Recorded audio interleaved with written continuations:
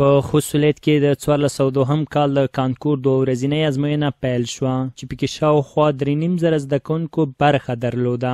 د یادې ازموینې د پیل پر مهال د شیخ زاید پوهنتون مشرتابه ګډونوال ته د شفافیت ډاډ ورکړ.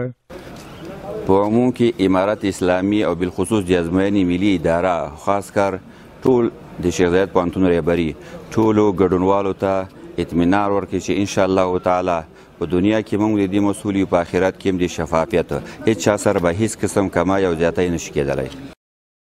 د ازموینې ملي ادارې چارواکو هم وویل چې د هیواد په 11 ولایتونو کې د پنجشنبې په ورځ د 12 ټولګیو فارغینو څخه د کانکور ازموینه اخیستل پیل شول چې ازموینه به د ټاکل شوي کمیټې له لوري په پوره شفافیت واخیستل شي.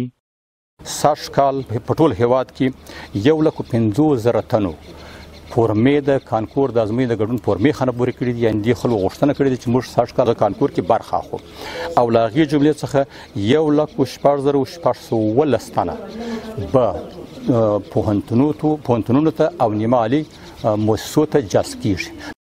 د کانکور ازموینې ګډونوال د ازموینې د شفافیت خوښ وو او هیله یې درلوده چې د خپلې خوښې پانځیو ته لار پیدا کړي. یقینا ډیره خواري کړې ده او غواړم چې خپل هیلو ته ورسیږم. زما لومړی انتخاب د خوست شیخ زاید طب دی. هیله لرم چې دغې فکلټې ته په خیر سره زه ورکامیاب شم. اوس د کانکور امتحان دی، موږ هر چا خپل اندازه کوشش کړی دی کانکور ازموینه کې ګډون وکړي، کومې هیلې چې لري هغې ته ورسیږي. زه خپله کمپیوټر ساینس انتخابوم چې په راتلونکي کې د وطن لپاره د یو څه خدمت جوګه وګرځم.